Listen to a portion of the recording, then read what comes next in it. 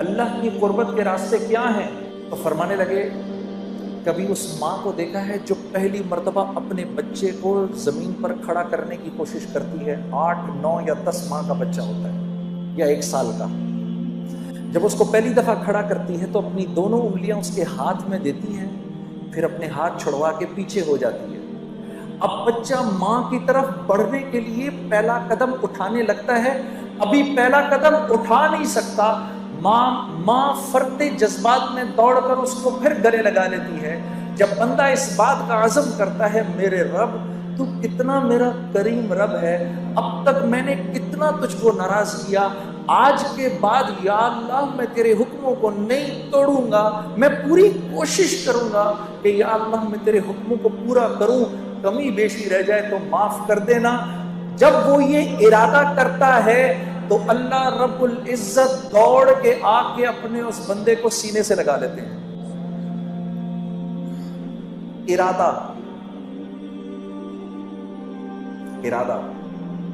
ملک کا بادشاہ، ملک کا حکمران ابھی اس بات کا ارادہ کرتا ہے، وہ جھوٹے منہ کہتا ہے، جھوٹے منہ میں اس ملک میں اللہ کے حکموں کو پورا کروں گا، اللہ کی مدد براہ راست اس کے ساتھ ہو جاتی ہے۔ جھوٹا ارادہ، اس کا کوئی ارادہ نہیں ہے۔ جب ہم کہتے ہیں نا حسبی اللہ، سوچے سمجھے بغیر ہم کہیں نا حسبی اللہ، بس اللہ میرے لیے کافی ہے، اللہ کافی ہو جاتا ہے۔ حسبی اللہ لا الہ الا هو علیہ توکلت وہو رب العرش العظیم۔ میرے دوستو یہ وہ دعا ہے جو دن میں اگر کوئی 7 مرتبہ شروع میں اور 7 مرتبہ شام میں اس دعا کو پڑھ لے پورے دن کے لیے، اور یہ وہ واحد دعا ہے جس کے بارے میں اللہ کے نبی نے فرمایا یہ میرا کوئی امتی اگر دھیان کے بغیر بھی پڑھے گا اللہ سارا دن اس کے ساتھ ہو جائیں گے۔ حسبی اللہ، میرا اللہ میرے ساتھ۔ کبھی اکیلے میں بیٹھنا، اللہ سے اپنے گناہوں کی معافی مانگ کے پھر تھوڑی دیر میں دل کو ایک تسکین ہوگی، 2 آنسو نکلیں گے، سمجھ جانا اللہ نے خوش ہو کے معاف کر دیا۔ پھر کہنا آنکھیں بند کر کے حسبی اللہ، پھر یاد کرنا کہ بھائی نے کہا تھا یہ بات، ساری دنیا کا مزہ ایک طرف، یہ جو 2 بول تم بولو گے حسبی اللہ، اللہ ایسا سکون دل میں دیں گے کہ تم کہو گے دنیا کی دولت بھی اس کے آگے ہی چلے۔ حسبی اللہ۔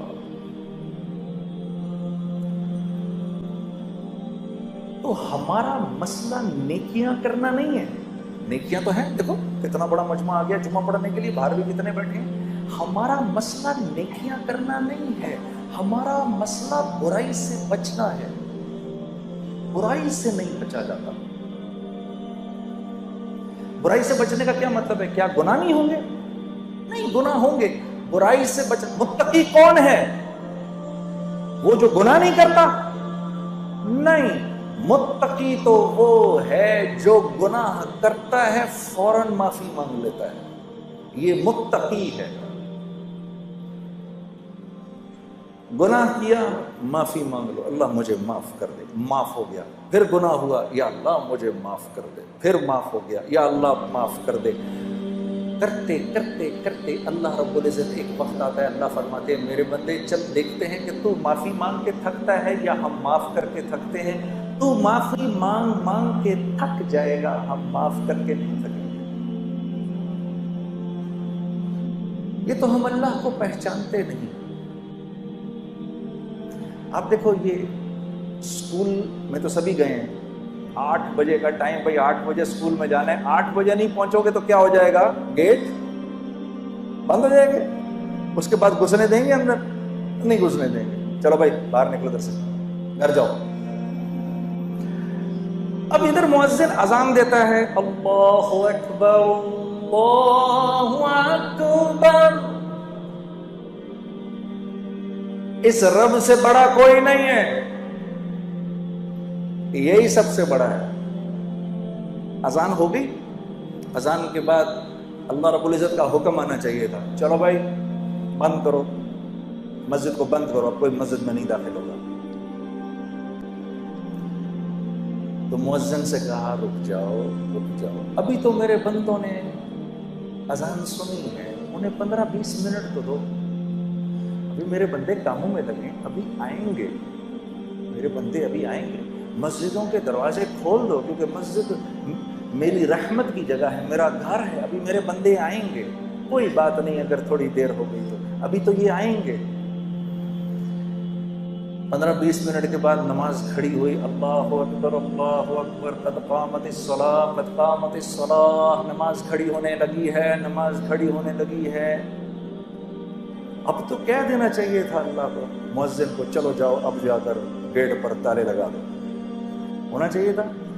بھائی سمجھ میں آنے والی بات ہے نا، 8 بجے سکول بند ہو گیا، اب نہیں آ سکتا کوئی اندر، تو اللہ کو بھی تو، اللہ تو سکول سے بڑا ہی ہے، لیکن نہیں، تالے نہیں لگانا، کوئی بات نہیں، تمہاری نماز کھڑی ہوگی، پیچھے سے میرے بندے آ رہے ہیں، کھول کر رکھو۔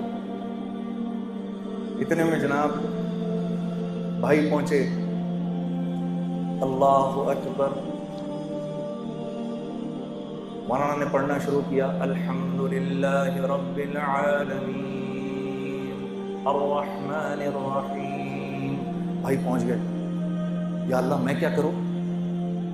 چپ کر کے کھڑا ہو جائے اس کے پیچھے، یا اللہ میری تکبیر اولا مل جائے گی، مل گئی۔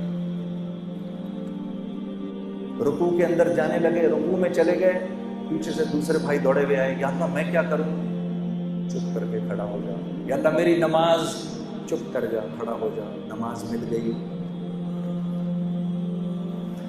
2 رکعت گزری، تیسرے بھائی آئے، یا اللہ کیا کروں؟ چپ کر کے کھڑا ہو جا، تیری بھی نماز ہو گئی۔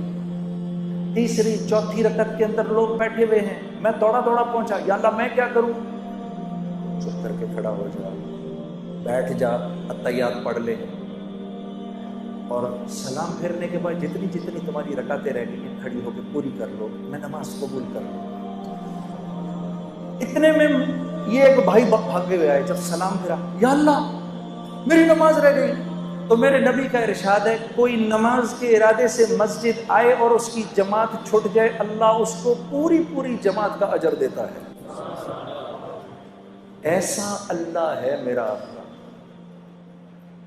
شیطان کو 2 دفعہ اپنے آپ کو دھوکہ دینے مت دو، پہلی دفعہ اس نے دھوکہ دیا گناہ کرا کر، اب وہ دوسرا دھوکہ دے گا، توبہ کرنے کا کیا فائدہ ہے، تیری توبہ قبول تھوڑی ہونی ہے۔ اس کو بولو، اے بدبخت، جب تجھ کو اللہ نے نکالا تھا جنت سے، تو نے 10 دعائیں مانگی، اللہ نے ساری پوری کی، تو میں تو اس کا فرما بردار ہوں، میں تو کلمہ گو ہوں، اگر میں مان پڑوں گا تو میری نہیں مانے گا۔ میرے عزیز دوستو، جب آپ اپنے گناہ کی توبہ کرتے ہیں تو آپ کو پتہ ہے کیا ہوتا ہے؟ جب ہم توبہ کرتے ہیں، اللہ اس گناہ کو معاف کر کے نیکی میں بدل کے آخرت کا توشہ بنا دیتا ہے، اور آپ ایسے ہو جاتے ہیں جیسے آپ نے اس گناہ کو کیا ہی نہیں۔ یہ تو ہماری بدقسمتی ہے، ہم اپنے آپ کو اللہ سے دور کیا ہے۔ یہ وجہ ہے میرے دوستو، جب ہم دعا کرتے ہیں تو دعا نہیں قبول